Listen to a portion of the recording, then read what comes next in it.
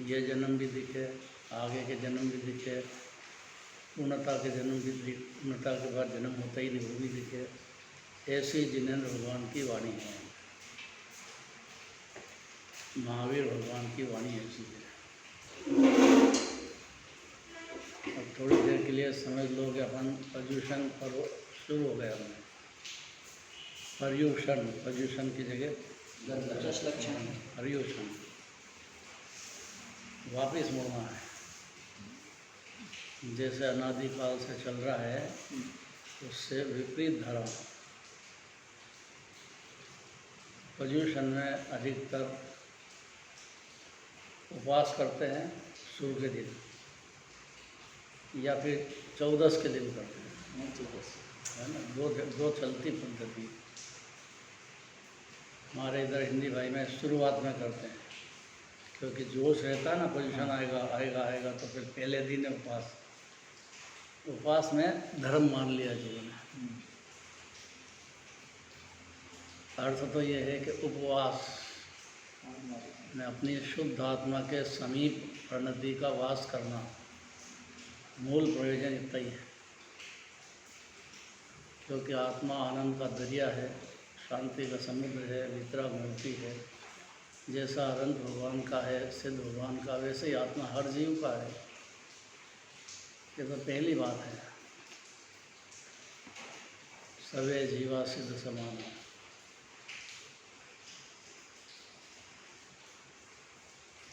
पर्व के दिन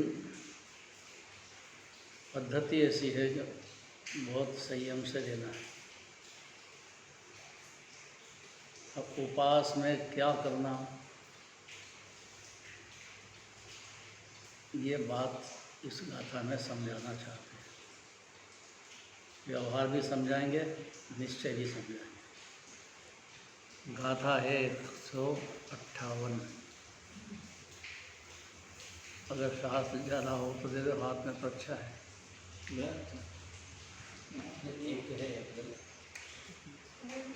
कोई हाथ में तो मन लगेगा, छोटा सा मन इतनी देर नहीं टिकता है। डिस्टर्ब मत करो। यहाँ बैठे हैं तो टाइम पास करने के लिए नहीं बैठे हैं। टिकता है, उपयोग टिकता है, उपयोग टिकता है। उपयोग लगेगा ना तो भागेगा इधर उधर। कहाँ चल रहा है कहीं पूछ नहीं ले तो ध्यान से सुनना पड़ता है कौन सी लाइन चल रही है।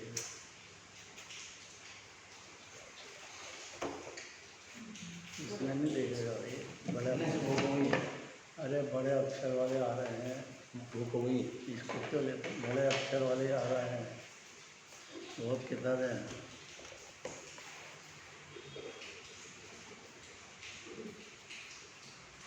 टाइम पास नहीं करना अपने अपना, कुछ लेके जाना है यहाँ से। बराबर ऐसी भूमि पे कब आना होगा, ऐसे परिणाम उज्ज्वल हो रहे हैं। यहाँ से गए विजय क्षेत्र, रह के आने के बाद में क्षेत्र कैसी डायरेक्ट वाणी है।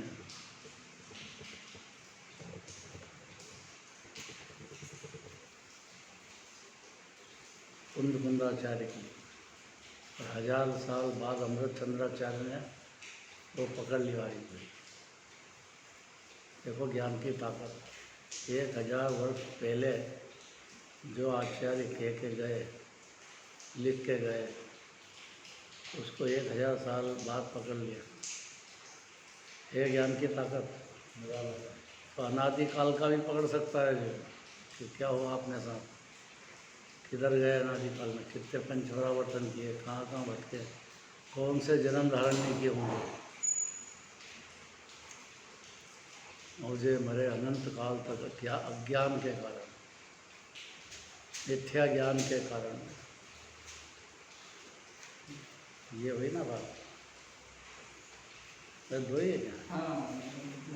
कोई बात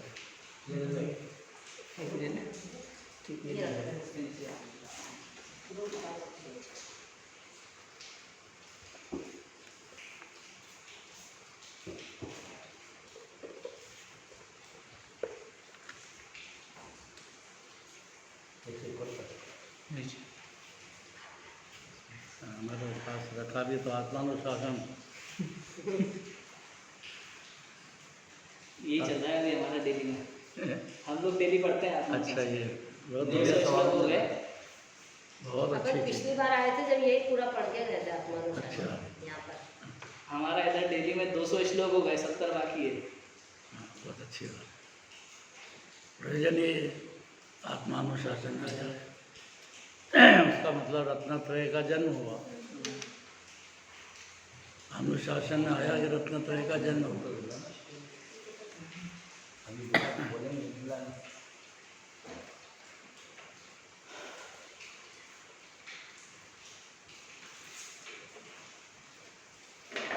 अर्थात कर्तव्य बुद्धि खत्म,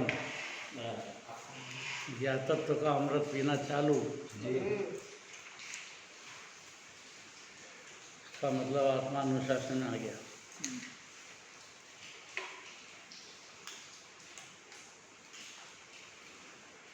अमृत पिया के बाद अनुशासन है।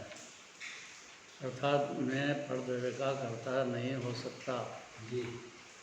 जिसको चारित्र मोह में बहुत सारा मोह चलता है, कर्ता दिखता है, उस राग का कर्ता है भी सही, लेकिन उस राग का कर्ता नहीं भी है। ये दो नए से समझने का नाम है निश्चय और व्यवहार समझना है। क्यों भाव हुए, उसका भी कारण है। क्यों कर्ता नहीं बनता है, उसका भी कारण है। दोनों का विस्तार से समझने के लिए ये पोजीशन पूर्व है। बराबर। क्योंकि जीव मूड में आता है, धर्म करने के मूड में आता है, तो उपवास के दिन फ्री हो जाता है बराबर। समझदार जीव। अबुद्धिपूर्वक या बुद्धिपूर्वक बाहर के विकल्प चलते हैं। ये तो जरूरी बात है कि अंतर में एकदम केवल ज्ञान नहीं हो जाता है। जो शुरुआत की बात करते हैं,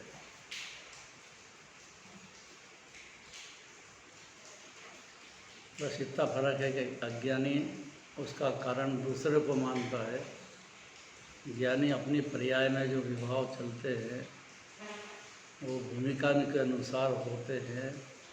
अपना अपराध है, उससे अपने को कर्म बंध रहे हैं, निमित्त शरीर के संयोग के, उसका उदय भी अपने को आएगा और आ रहा है अनादि से और आता रहेगा। जब तक पूर्ण केवल ज्ञान नहीं होगा तब तक की बात आ रही। इलाज क्या है कि इलाज उपवास है। खून बनेगा। जीव सरल भाषा में समझ लेता है, यार कुछ खाया नहीं, पानी भी नहीं पिया, तो आप कहते क्यों हो? तो 10 जने से कहे बगैर संतुष्ट नहीं होता है। आपने उपवास किया कि नहीं किया, ऐसा पूछेगा। अरे आपने उपवास ही नहीं किया, आप कैसे जैन हो? आपको मालूम नहीं? मतलब दूसरे मानो कि मैंने उपवास किया है। भाई उपवास होता क्या है, उसमें कैसा आहार त्याग किया, अंदर का क्या परिणाम होता है, उसको यहाँ समझाना चाहते हैं। देखो 158 गाथा।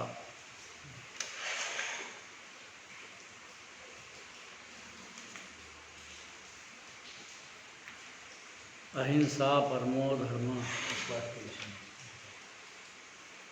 दो बात में है, अपने निमित्त में दूसरे जीव के भाव हिंसा नहीं हो, देह भी तकलीफ नहीं आ जाए, संयोग में भी उसको तकलीफ नहीं पड़े, ये व्यवहार की भाषा है। ऐसा व्यवहार हर ज्ञानी का होगा।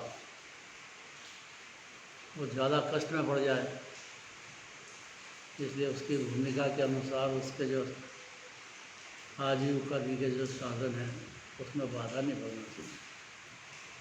अपने वजह से यह उपवास के दिन है, उस दिन भी नहीं पड़ना चाहिए, क्योंकि आर्थिक परिस्थिति हर एक की एक सरी की नहीं होती। और मान लो हम अज्ञानी अज्ञानी है और उपवास कर भी रहा है, आर्थिक परिस्थिति अच्छी भी हो तो भी वो मानता नहीं है। फिर रचना ऐसी रहती है कि डंक मारेगी। उपवास के दिन भी पूजा कर ली, पाठ कर लिया, भगवान की जवाबदारी, और जाकर के अपने व्यापार धंधे में और तेज़ी से लगता है, नहीं लगता है। बराबर। ये अंदर की बाहर की बात है। अंदर में उसके विकल्प रुकते नहीं हैं, ज्ञानी के नहीं रुकते हैं, भावलिंगी संत मुनिराज के भी नहीं रुकते हैं। वो अंतरंग दशा है, उसको जो वर्णन करेंगे वो व्यवहार है। असद्भुत व्यवहार, सद्भुत व्यवहार, दो में आएगी सब बात। माने भूमिका के अनुसार होते हैं, उसको तो जिनवाणी भी मंजूर करती है, लेकिन उसको क्रॉस करके होते हैं तो पहला गुणस्थान निर्णित होता है। कमजोरी नहीं, आसक्ति नहीं, अंतरंग भावना नहीं, फिर भी होते हैं। बुद्धिपूर्वक केवल ज्ञानी गम्य, जो कि शास्त्र ने सब वर्णन कर दिया है।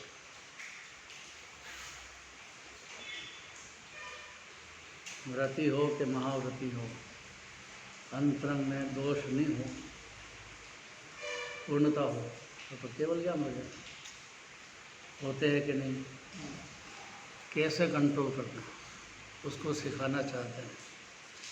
निश्चय से देशव्रती श्रावकों को पंचम गुणस्थान वाले की बात की। चौथे गुणस्थान वाले को अविरति है, उनको सम्यक दर्शन हुआ है, निश्चय सम्यक दर्शन हुआ है, सम्यक ज्ञान भी हुआ है, लेकिन चारित्र में दो धारा चालू हो गई। ये चौथे गुणस्थान की बात है। खाली अनंतानुबंधी कषाय के अभाव रूप शांति रहेगी।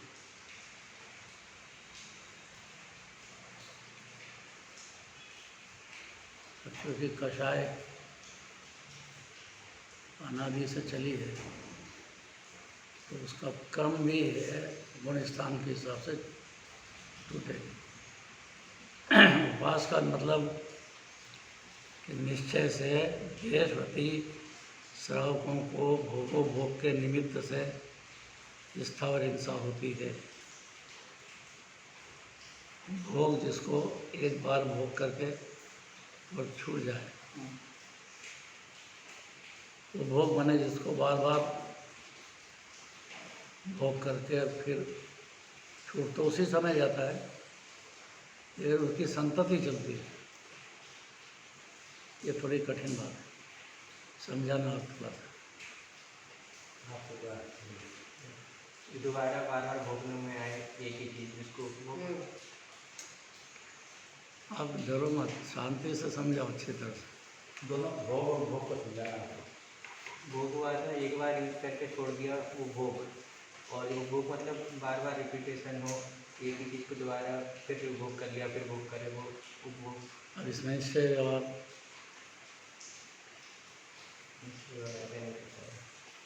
अनंतानुबंधी की जाति का भोग और उपभोग की परिणति कोई भी सम्यक दृष्टि चाहे जहाँ हो, उसकी श्रद्धा में नहीं रहता है। बराबर। श्रद्धा में नहीं मानता है कि मैं भोग करता हूँ या उपभोग करता हूँ। ये तो परिणति में राग है, पर्याय का दोष है, मेरा नहीं। ऐसा सम्यक दृष्टि हर क्षण मान्यता में चलेगा तो ये सम्यक दृष्टि है। मैं भोग कर रहा हूँ, ये तो अपनी परिणति की कमजोरी की बात है ज्ञानी के लिए। अज्ञानी के लिए तो उसको कमजोरी नहीं मान करके अधिकार मानता है, बस इससे ज़्यादा कोई फर्क नहीं है ज्ञानी और अज्ञानी। पंडित जी क्या अर्थ हुआ? देखो उपस्थित यहाँ रहना, कभी भी पूछ लो। बिल्कुल बिल्कुल। बताओ। ज्ञानी जो है उसको परिणति में जो रागादिक होते हैं उसे अपना नहीं मानता है। परिणति में तो होते हैं लेकिन ज्ञानी उसको अपना कार्य नहीं मानता है कि मैं ऐसा नहीं हूँ, मेरे में राग नहीं है, ये तो परिणति में हो रहा है।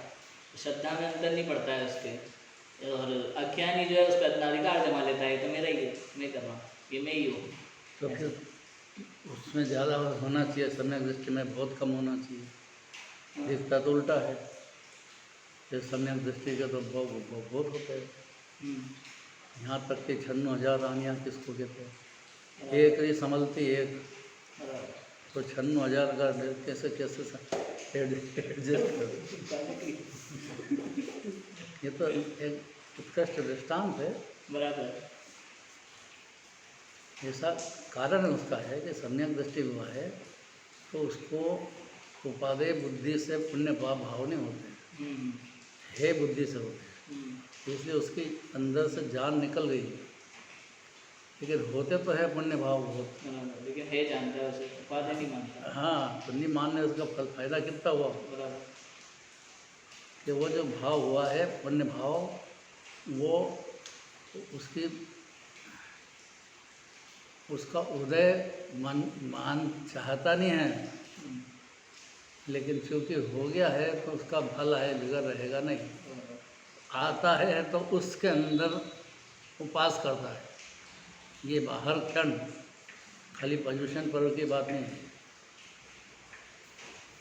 अर्थात होते हुए भी उससे उदासीन है श्रद्धा की अपेक्षा से और अंश में चारित्र की अपेक्षा से। अगर ये दो बात समझ जाओ तो कोई जीव जिस समय समझेगा ज्ञानी हो जाएगा, नहीं समझेगा तब तक अज्ञानी रहेगा। और उसका अनंत अनुबंधी कषाय भोग उपभोग के भाव होंगे ही।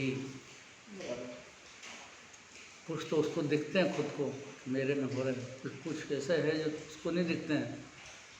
केवल यानी परमात्मा ने दिव्य धनी में कहा है, या बड़े बड़े आचार्य कहते हैं। क्या क्या होते हैं उसको सीमा में बांध दिया उपवास के करके। निश्चय से देशरति श्रावकों को, पंचम स्थान वालों को भोगोपभोग के निमित्त से स्थावर हिंसा होती है, जीव भी मरते हैं। और स्थावर मने पृथ्वी कायक, जल कायक, अग्नि कायक, वायु कायक, वनस्पति कायक।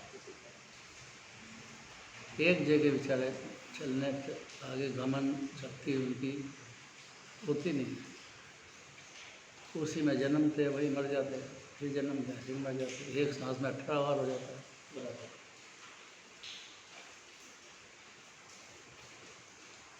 छेड़ला का वाक्य है, एक श्वास में 8-10 बार जन्म गा के बोलो, ऐसे भी बोलो। एक श्वास में 8-10 बार जन्म्यो मर्यो दुख भाव। जन्मना मरना, एक जवान देह छोड़ने में कितनी तकलीफ है जी। एक सांस में 18 बार जन्म हो जाए, 18 बार मरण हो जाए, उसकी पीड़ा कितनी होगी एकत्व बुद्धि की वजह से। कोई सम्यक दृष्टि तो है नहीं।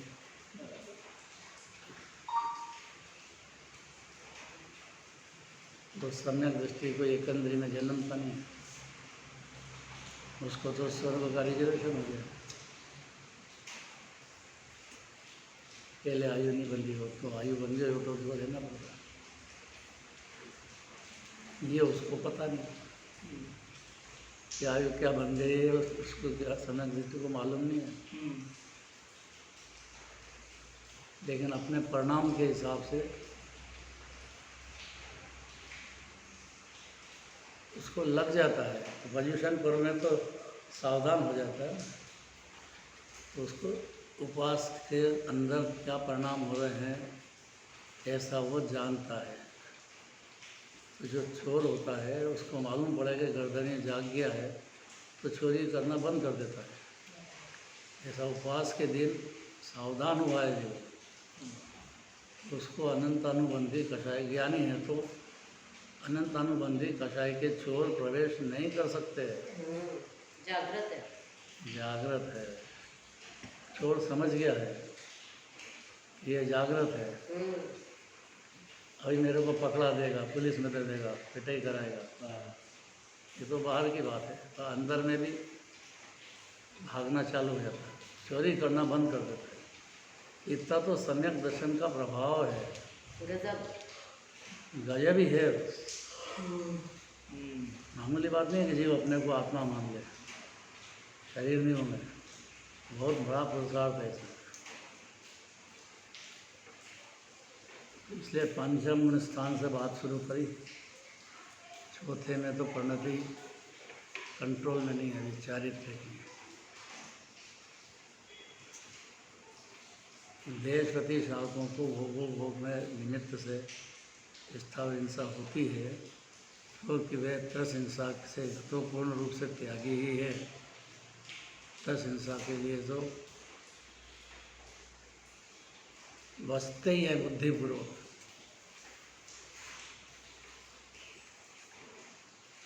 दो इंद्रिय, तीन इंद्रिय, चार इंद्रिय, पंचेंद्रिय, ये त्रस एक इंद्रिय सब स्थावर।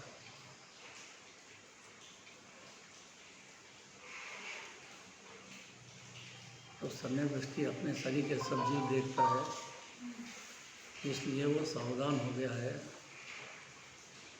कि मेरी वजह से तकलीफ नहीं हो, ऐसी सावधानी रखता है, फिर भी होती है। पंचम स्थान में देशव्रती होता है, तो गृहस्थ श्रावक अर्थात पंचम स्थान वाला उपवास के समस्त आरंभ, परिग्रह और पांचों पापों का संपूर्ण त्याग कर देता है उपवास के दिन। तब उसे उपवास में स्थावर हिंसा भी नहीं होती, कारण कि भोगों का त्याग हो जाने से हिंसा का अंश मात्र भी नहीं रहा। तो हो तो रही है, कहीं हो रही है, लेकिन अभिप्राय बदल गया। सम्यक दर्शन का प्रताप ऐसा है कि उसकी उपस्थिति में होते हुए भी सावधानी रखने से उसको हिंसा नहीं।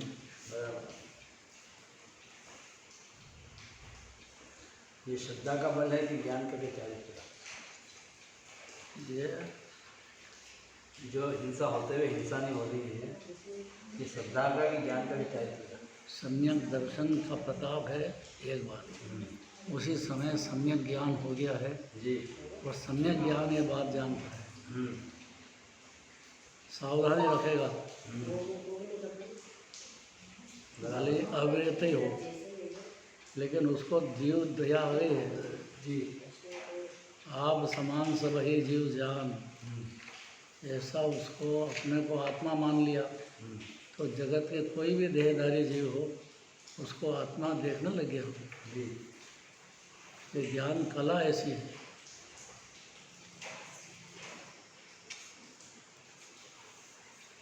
और भाव हिंसा से बच गया है। बराबर। अब हो जाती है अस्थिरता की अलग बात, लेकिन भाव हिंसा बुद्धिपूर्वक कोई 1 करोड़ रुपए रख दे कि एक चींटी मार दो आप, नहीं मारे। वही सम्यक दृष्टि को करोड़ों रख दोगे तो भी वो चींटी भी नहीं मारेगा। इतनी जीव की दया हो गई अंदर, अपना शरीर का जीव है वो, पंच परावर्तन कर रहा है बेचारा। अब कहना कब जिनवानी मिलेगी, कहना कब समझेगा, वेद ज्ञान होगा तब जाकर के पंच परावर्तन से छुट्टी होगी। तो अस्थिरता की रहेगी। ये बात समझ में आ रही है?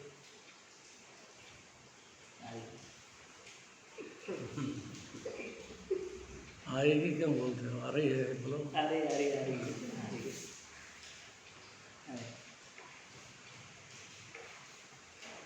जे महिला है, अपने देखती आंखें एक भी कीड़ी नहीं मर जाए या जीव नहीं मर जाए, ऐसा देख करके भोजन बनाते हैं।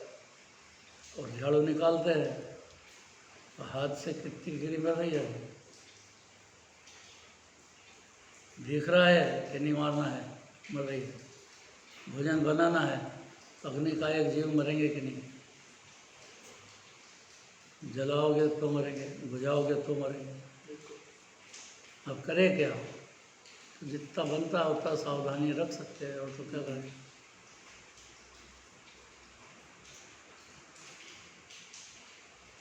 सम्यक ज्ञान में इतना विवेक पैदा हो जाता है, या सम्यक ज्ञान नहीं भी हो पर जिनराज के धर्म में जन्म भी हो गया है, या उनको लगा है कि ये धर्म है, अपनी बात करते हैं, ऐसा भी लग गया तो उसको भी विवेक पैदा हो जाता है। कठिन हो गई बात। क्या कहा? जैन कुल में भी पैदा हो तो उसको ऐसा इतना विवेक उत्पन्न हो जाएगा।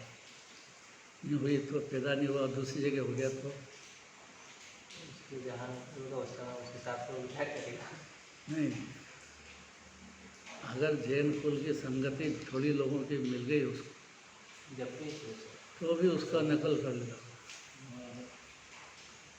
अगर ये बात नहीं करोगे तो सबका मार्ग बंद हो जाएगा।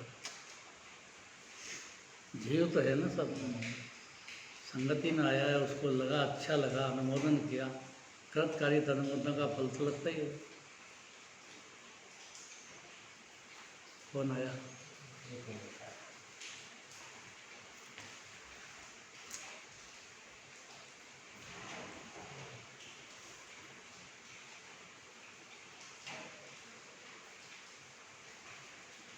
उपवास कैसे करना है समझा रहे हैं जी। कि जब गृहस्थ श्रावक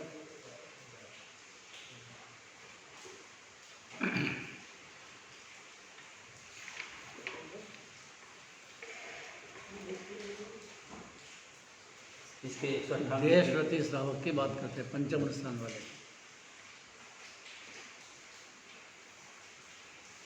निश्चय से पंचम स्थान दो कषाय के अभाव पूर्वक ये जो परिणति होती है उसको कहते हैं। व्यवहार से दिगंबर धर्म का संगति मात्र भी हो तो भी, और व्रत धारण कर लिए हों, उपवास नियम कुछ ले लिए हों, वो भी कहने में आता है व्यवहार। संभालना तो सब जीव को है ना। तो संपूर्ण त्याग कर देता है अभिप्राय में तो देशव्रती जीव की बात है। तब उसे उपवास से फिर जो उसके उपवास होता है, ये हो गया उपवास संपूर्ण त्याग का। तो स्थावर हिंसा भी नहीं होती है। अब हो तो रही है कि अभिप्राय में और अनंत अनुबंधी कषाय के अभाव में नहीं होती है। ये क्यों नहीं होती? क्योंकि भोगो भोग का त्याग हो जाने से भोग और भोग दोनों का विस्तार कर लिया अपने, हिंसा का अंश मात्र भी नहीं रहा। तो सामने दिख रहा है कि हिंसा हो रही है, अंश में तो मंजूर करो कि अंश में जो हो रही है वो व्यवहार नहीं कहता है, निश्चय नहीं कहता है कि अभिप्राय ठीक हो गया, केवली जैसा हो गया, उसको हिंसा नहीं होती। अभिप्राय भी ठीक हो गया और एक देश व्रत भी ले लिया, वो तो फिर पंचम गुणस्थान हो गया।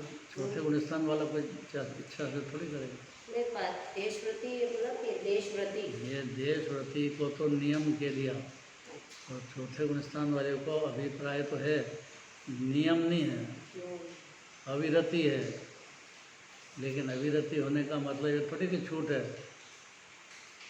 अभिप्राय में हो गया है और चारित्र में जितना बन सके उतना बचता भी है। लेकिन आचरण इस प्रकार का है कि फिर भी होती है। पंचम स्थान में तो आचरण भी कितना अच्छा हो गया, है, आचरण भी बहुत बढ़िया हो गया। हाँ, आचरण में हिंसा होगी ऐसा खाली उपवास के दिन की बात नहीं है ये। जिन तो उधर सावधानी पूर्वक है, बाकी हर क्षण की बात है, हर क्षण ऐसी प्रकार की बात है। अगर उपवास के दिन तो भोग नहीं करेगा। अभिप्राय में नहीं, पांचवा गुण स्थान वाला। पांचवें गुण स्थान वाला बाहर में तो नहीं करेगा, लेकिन अंदर के परिणाम तो उसके रहते हैं। तो बाहर में नहीं करेगा तो 4 संज्ञा याद रखना चाहिए। कौन कौन सी? आहार संज्ञा, भय संज्ञा, मैथुन संज्ञा, परिग्रह संज्ञा। चारों संज्ञाएं एक साथ चलेगी, एक है वहाँ चारों है। बुद्धिपूर्वक भी, बुद्धिपूर्वक की बात भी दोनों होती है। पंचम स्थान वाले को बुद्धिपूर्वक और अबुद्धिपूर्वक तो कषाय के अभाव वाली नहीं हो सकती। अभी जब सम्यक दृष्टि के बुद्धिपूर्वक अबुद्धिपूर्वक तो अभिप्राय में तो नहीं है, लेकिन परिणमन ऐसा है कि उससे होती ही है, क्योंकि भोग पे नियंत्रण नहीं हुआ चारित्र का, तो दोनों होती हैं, बुद्धिपूर्वक भी अबुद्धिपूर्वक भी।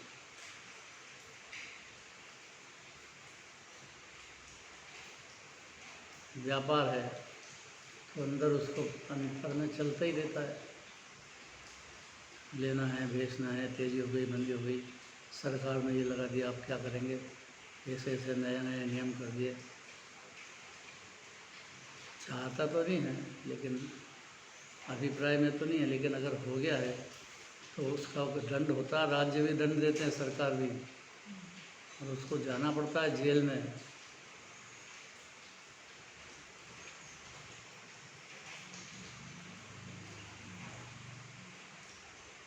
सैनिक महाराजा का दृष्टांत है सामने। क्षयिक सम्यक दृष्टि थे, तो सम्यक दर्शन अलग चीज़ है।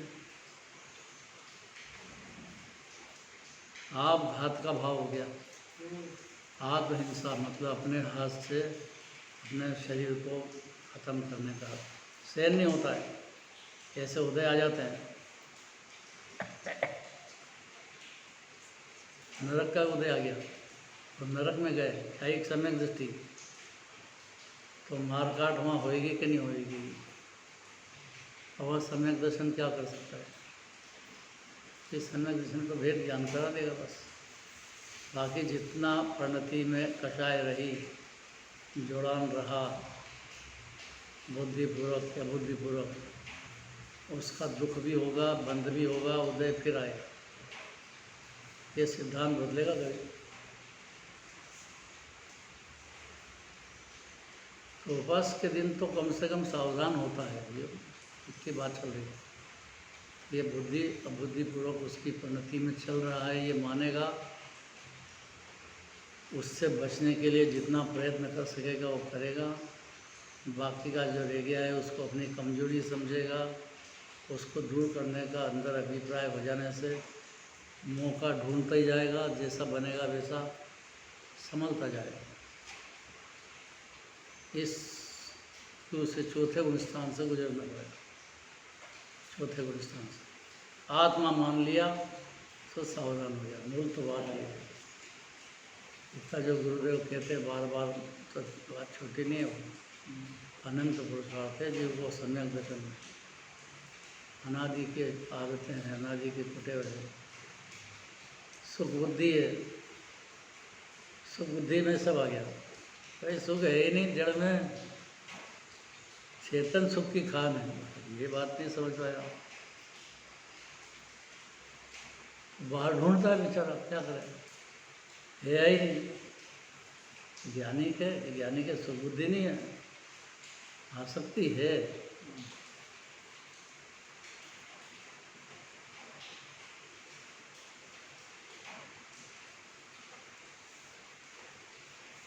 कारण भोग का त्याग हो जाने से हिंसा का अंश मात्र भी नहीं रहा, इसलिए अहिंसा महाव्रत का पालन हो गया। देश प्रति हो, इसी का इसी प्रकार उपवास में अहिंसा महाव्रत की तरह अन्य 4 महाव्रत का भी पालन हो जाता है। ये आश्चर्य की बात है। अहिंसा महाव्रत में, अहिंसा अनुव्रत में 5 अनुव्रत पर है। चौथे स्थान से शुरुआत है, जी उसको क्यों भूल जाते हो बार बार? चौथे गुण स्थान होगा अभिप्राय में व्रती हो जाता है। जी। अभिप्राय में महाव्रती क्या केवल ज्ञान जितनी ताकत हो जाती है, ताकत परिणति में व्यक्त रूप से सम्यक ज्ञान हो गया। सम्यक ज्ञान, ये तो बातें चलती है सारी। मिथ्या ज्ञान मतलब तो अंधकार में ही है विचार, उसकी बात ही नहीं कर रहे हैं। उपास के दिन की बात कर रहे हैं, तो वो सावधान हुआ है ना। उपास के दिन तो कोई धर्म करने की भावना पैदा हुई है, बराबर। उसका अंतरंग बता रहा है। पढ़ना जरा 159।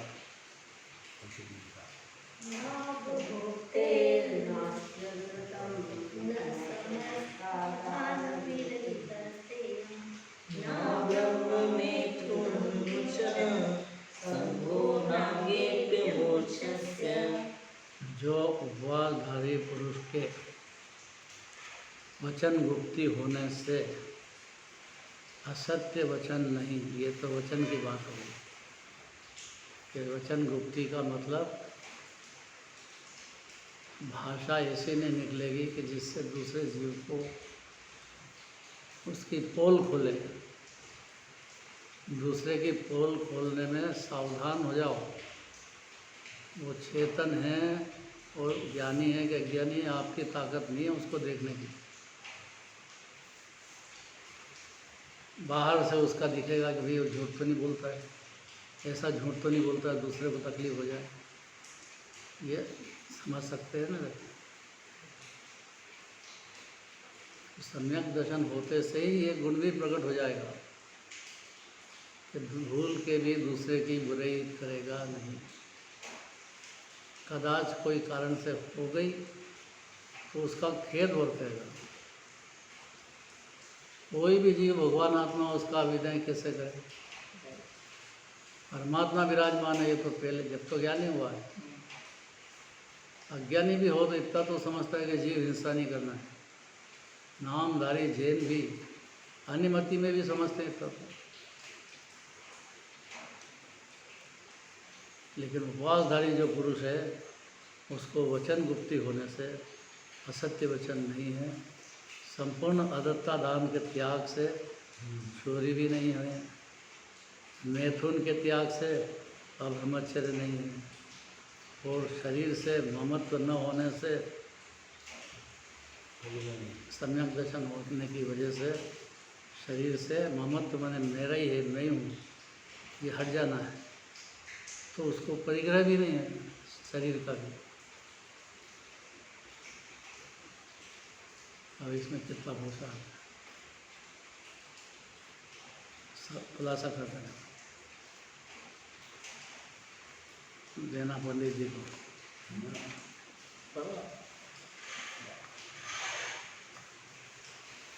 उपवासधारी पुरुष के वचन गुप्ती का पालन होने से सत्य महाव्रत का पालन होता है।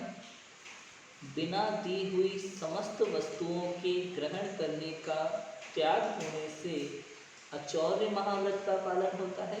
वाह, संपूर्ण मैथुन कर्म का त्याग होने से ब्रह्मचर्य महाव्रत का पालन होता है तथा शरीर में ही ममत्व परिणाम न होने से परिग्रह त्याग महाव्रत का पालन भी होता है। इस प्रकार उपवास से चारों महाव्रतों का पालन होता है। इसलिए कम से कम 1 दिन 10 दिन में तो उपवास करते ही हैं।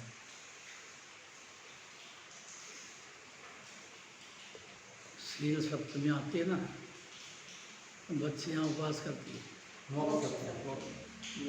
मोक्ष सप्तमी वासना सौभाग्य निर्वाण के लिए।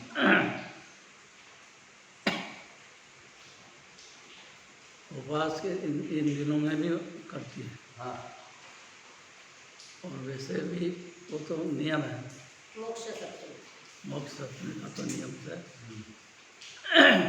सब माँ बाप बच्चे में संस्कार डालते हैं, उपवास करो। हमारी माता जी थी तो वो क्या करें, भूख लग रही है तो नहीं देंगे, पानी की छूट रखी थी, पानी ले लो, बाकी भोजन और बाकी कुछ मिलेगा नहीं, बल्कि पानी भी नहीं दे तो पानी पानी करते रहते थे रात। सुबह उठे कि बस मूंग की दाल का पानी चाहिए, यहीं से शुरुआत होती है, एकदम तो देंगे नहीं। ये सब संस्कार डाले जाते हैं। उसको उपवास का महिमा देते हैं कि भाई खाने में सुख नहीं है, ये दुनिया अलग है, जीव खाता ही नहीं है, ये कब समझेगा।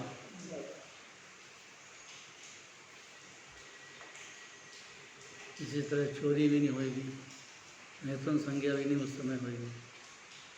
उपवासधारी पुरुष के वचन गुप्ती का पालन होने से सत्य महाव्रत होता है।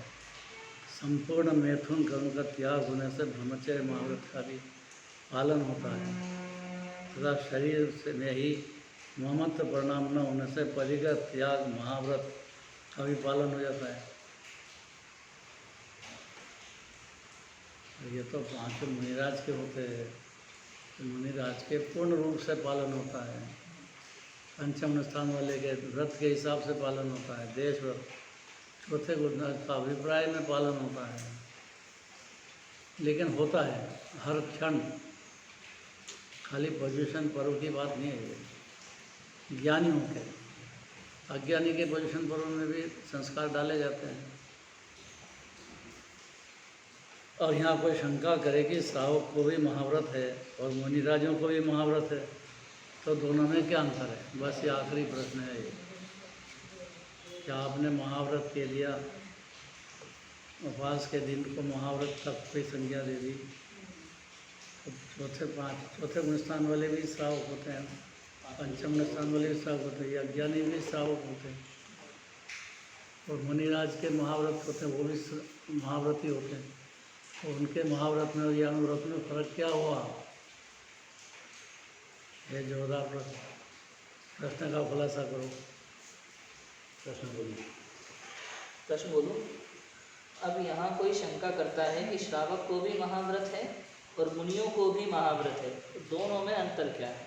श्रावक दोनों तरह के, हाँ। अज्ञानी हो कि ज्ञानी हो, इसमें अंतर नहीं करना है। उपवास का मामला चल रहा है। पहले से पाँचवें तक सब श्रावक। हाँ, पहले से पाँचवें तक सब श्रावक, और छठे से लगा करके महाव्रती थे। केवल ज्ञान जब तक नहीं हो जाए, जब तक महाव्रती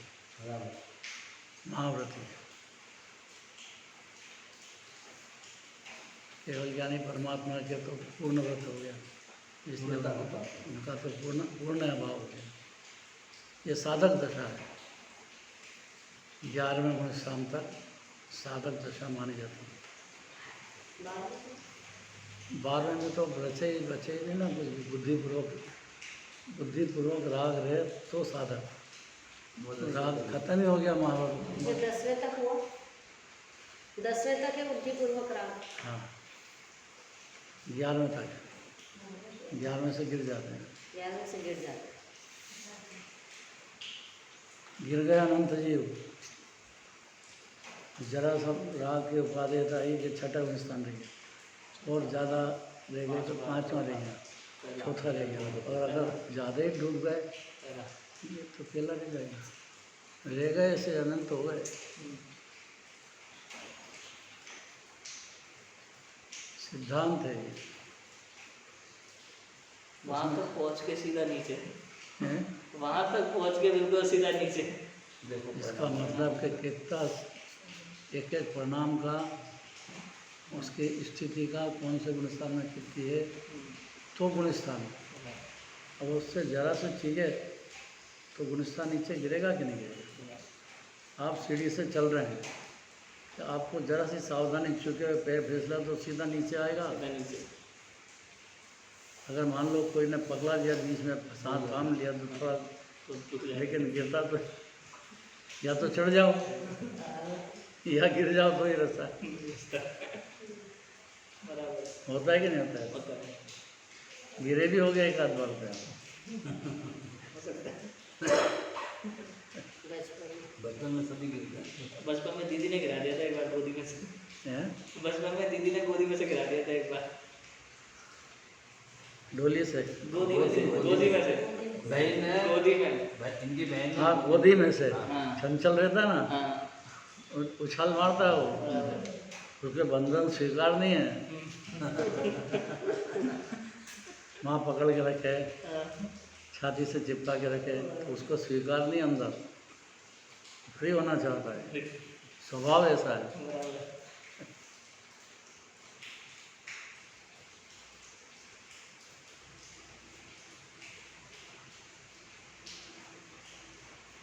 क्या इरादा हुआ? क्या इरादा? अरे भाई जब प्रश्न चल रहा उसमें क्या इरादा है? सही है ना आपकी बात क्या है? कि जीव को बंधन पसंद नहीं है। हाँ, ऐसा समझ जाओ अज्ञान ही नहीं रहा। चाह करके बंधन को पसंद करता है, इतना ही मिथ्या दर्शन ज्ञान चाहिए। बराबर। इतना ही समझ जाए, बालक के दृष्टांत से समझ जाए, कैसे भी चल के समझ जाए, उपवास के दिन समझ जाए। समझने की ताकत हर क्षण है उसमें, क्योंकि संगी पंचेंद्रिय है वो। और समझने का दरकार पैदा हो जाए तो भी समय सन्मुख हो जाए। मेरे को तो समझना ही है, ऐसी धरता आ जाए तो खाली पुण्य में नहीं डूबा रहे मूर्ख, तो ऐसा तो हो गया अनंतवार। पाप तो अच्छा बुरा है, पुण्य भला है, यहीं सारा चोर पुण्य भाव में घुस गया जाके, ठगोरा। वो मुनिराज के सामने, दिनवानी के सामने सुन सकता है, नहीं तो सुन नहीं सकता है। इतना पक्ष है, या सुनने के बाद भी पुण्य का पक्ष नहीं छूटता है। अभी तो पक्ष की बात, तो पक्षातिक्रांत तो कैसे होगा? उसके पंख कैसे लगेंगे ना, कैसे उड़ेगा? पक्षाती काम तो होता है समझना शुरू। उसी क्षण पक्ष क्यों करते हो भाई? पाप है तो पाप का फल लगेगा, पुण्य है तो पुण्य का फल लगेगा, वितराग भाव तो वितराग भाव का। तो इसे पक्ष क्यों करते हो? पक्षातिकांत वितराग भाव का ही पक्ष आ जाए तो भी गड़बड़ है। पक्ष क्यों करना है? भाव करो। कोई भी पक्ष नहीं आना चाहिए, है? कोई भी पक्ष नहीं आना चाहिए। नहीं, पक्ष में एकांत हो जाएगा, बराबर। तो धर्म अनेकांत है। बराबर। पक्षातिक्रांत, पक्षातिक्रांत। एक को गौण करते हैं, एक को मुख्य करते हैं, तो होता है। अरे मुख्य गुण की भाषा अलग है, बात है। कोई भी बात ही नहीं करनी है इसमें। बात ही नहीं हो रहा कोई। नहीं, ऐसा लगता है उसको कि इसमें थोड़ा कुछ नहीं चलता। मिथ्या दर्शन में नियम से एकांत ही होता है। बराबर। एकांतवाद, दूषित समस्त सारे ही दोष है उसमें। अनेकांत हुआ तो पर्याय में है, द्रव्य में नहीं है, इतना मंजूर कर ले, ज्ञानी हो जाता है। ज्ञानी हो गया तो फिर पक्षातिक्रांत हो जाता है। अपनी परिणति में दोष है तो है, सजा भुगतने को तैयार है।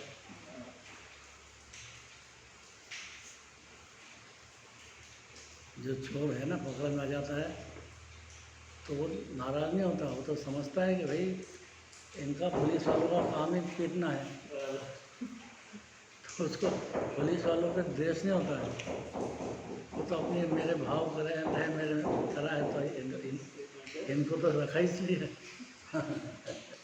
इनसे बचना मेरा काम है, पकड़ना इनका काम है। पकड़ने में पिटाई होगी क्या? अगर वो सीख के गया कि भैया नहीं करना चाहिए, तो अगली बार नहीं जाएगा। नहीं सीखा है तो फिर ऐसे ही होता है। ये जीव सीख जाएगा तो सम्यक दृष्टि हो जाएगा, तो इसको पिटाई नहीं होगी। दंड होएगा थोड़ा, लेकिन पिटाई नहीं होगी। ये रहस्य की बात है। कल चले आगे।